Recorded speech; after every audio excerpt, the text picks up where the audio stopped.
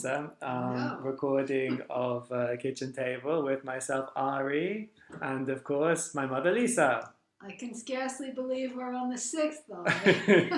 That's very good. Well, we're going well. If we get to 10, I'll be very delighted. But it's looking good. Looks like we'll get there. And again, we're meeting on the, not eve, but I guess the day after a very momentous occasion. So there's plenty to talk about. I could ask you perhaps, is it a return to the perfect days of the past? Has democracy triumphed? Democracy and good triumphed over evil? Is that how you would characterize the last week or yesterday's inauguration? That's a very interesting question. I like the way you put that. I haven't heard it asked in this way. Democracy and good Obviously, they're triumphed over synonymous. fascism and evil. Yeah, well, yeah. I mean, I guess that's how we are definitely meant to see it. I mean, watching the coverage, some of it from America, and seeing the British newspapers this morning, I would say that's pretty much exactly it's a brilliant summary of what we're meant to take away from yesterday's events. Yeah. Yeah, I mean, no, I mean, obviously it's not that. I mean, how could it possibly be after 4 years of Trump? I mean, I don't see how that could happen because, well, let me put it this way. How you see what happened yesterday very much depends, and always, actually, the whole thing about Trump is it's always very much dependent upon how you see Trump. Yeah. And the phenomenon of Trump and what Trump represented and what he was. And a lot of people think, and I think for the most part, the people who celebrated yesterday either believe or are happy not to think about it at all. But those of them who care to analyze the Trump phenomenon in any way probably believe the dominant narrative of the liberal media, which says that Trump was never elected legitimately.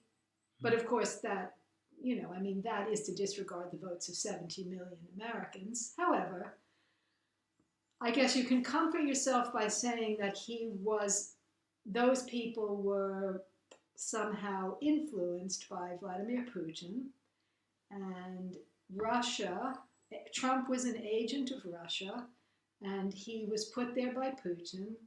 And now, somehow, the system has been completely legitimized and secured from Vladimir Putin, even though when Bernie Sanders was running in the primaries, they said that Putin was helping him, and they said that Tulsi Gabbard was an agent of the Russians. So clearly Putin still had an interest in undermining the last presidential election, and no one's ever explained how he didn't succeed this time. Yeah. But, right. Yeah. It's strange how his influence was so strong in the first round, but this time somehow his influence was... Well, maybe they were so used to his influence that they somehow developed something in advance to prevent him from influencing. Well, it's funny how they didn't publicize it. I mean, it makes me feel like they were waiting to see if Trump might win again, or they hadn't been able to do much to prevent that.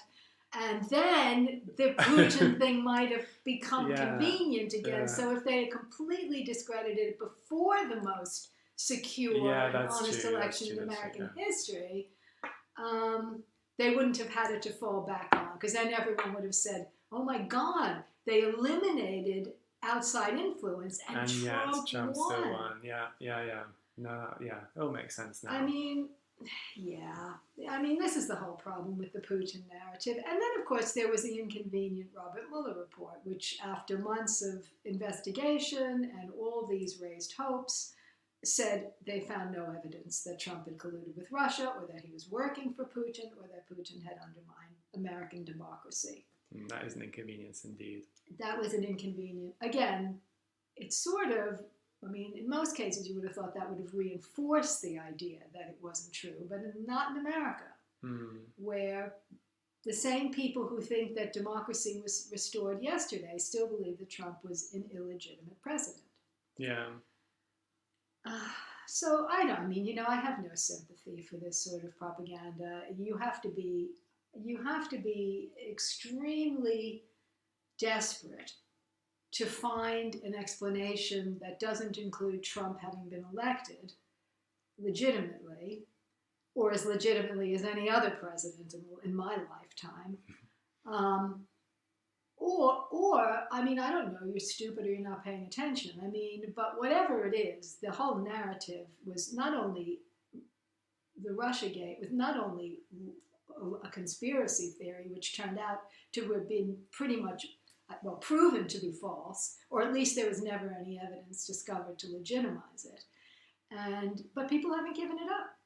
And so this is the problem. I mean, in a context like that, you have to say which side in American politics is not deluded, which side doesn't buy into conspiracy theories, which side is not paranoid and easily led by their desires to believe one thing or another. I mean, I don't see that much difference between following out this conspiracy theory about Russia and Putin and following out a conspiracy theory about QAnon. What's the difference? Yeah. One is our conspiracy theory and the other one is theirs, depending on which side you're on. Neither of these things make sense. Yeah, it's true. I mean, these sorts of things. I mean, I do read things on social media. I didn't watch any of the inauguration.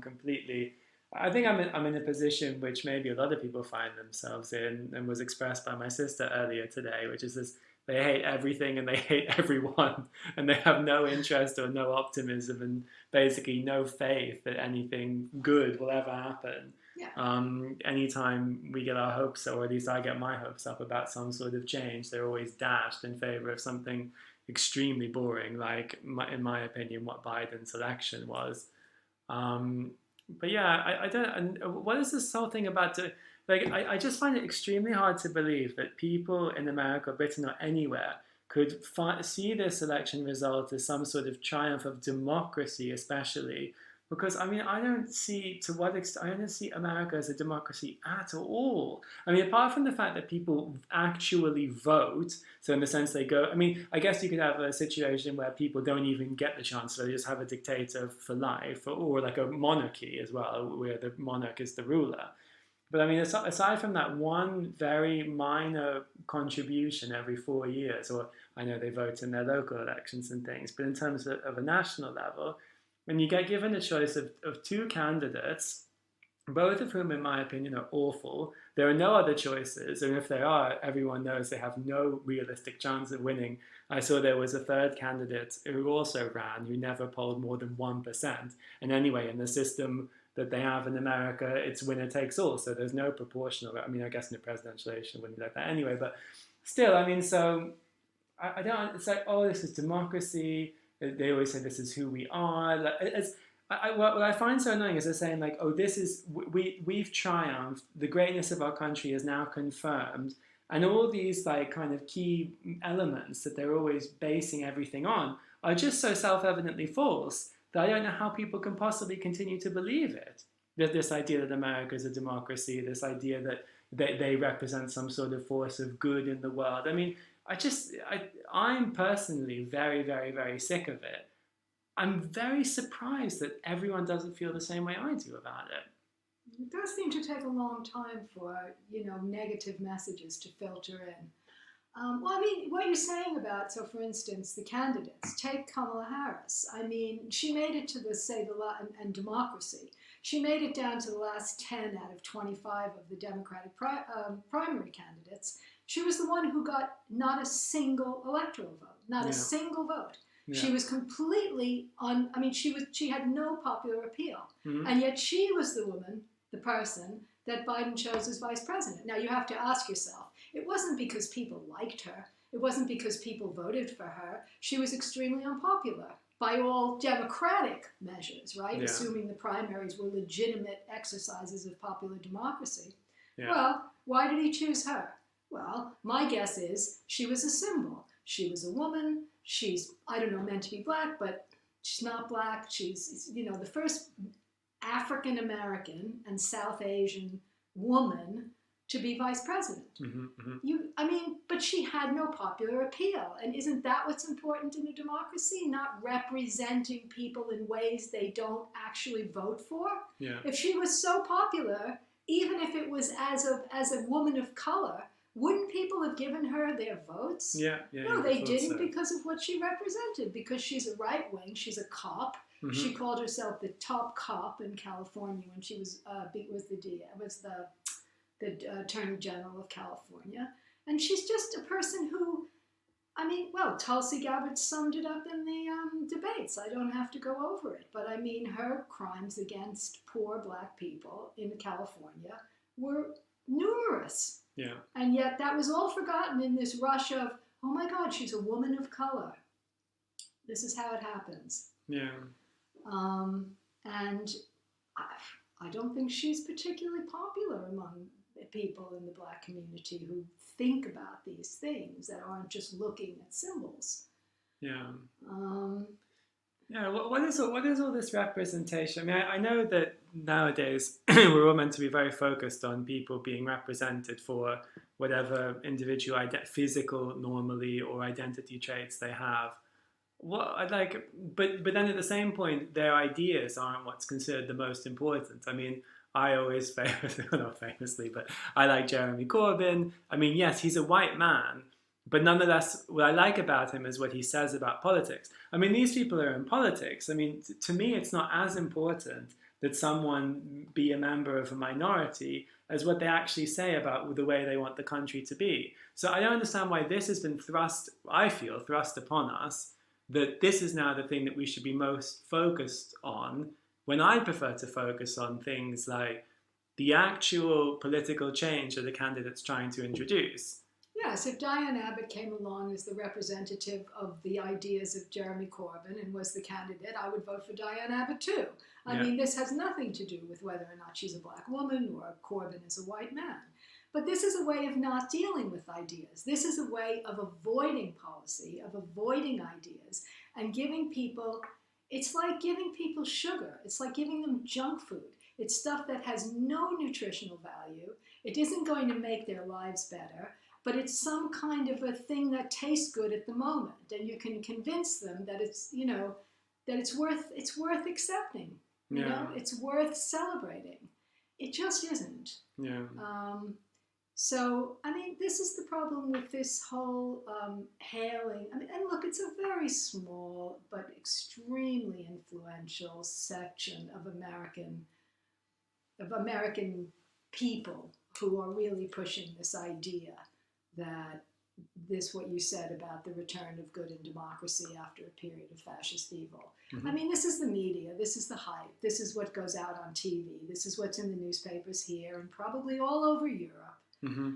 How wonderful it is that Biden has won the election, and how we're all going to go back to sleep, not change anything, but go back to sleep now. And it's not going to work because it's exactly that demographic of, white, wealthy, well-educated, and not necessarily, fabulously wealthy, but just people for whom the system is working. They have advantages and they don't want to give them up. And the rest of the population, people who might ask questions, well, they're easily marginalized and silenced, as has always been the case in America. Earlier we were discussing, I don't want to put words in your mouth, but it was like Versailles nowadays, the inauguration, or at least Washington. Yes, if you wanted a representation of France before the revolution, look at the Capitol yesterday.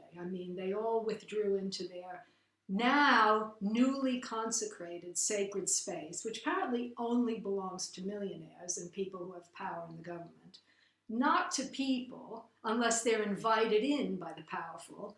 Even if those people had kind of marched in as a demonstration of Black Lives Matter, let's say, something that's more politically acceptable. If those people had marched in there, they would have taken offense to it. That's not allowed. Members of the public are not allowed to march in peacefully to the Capitol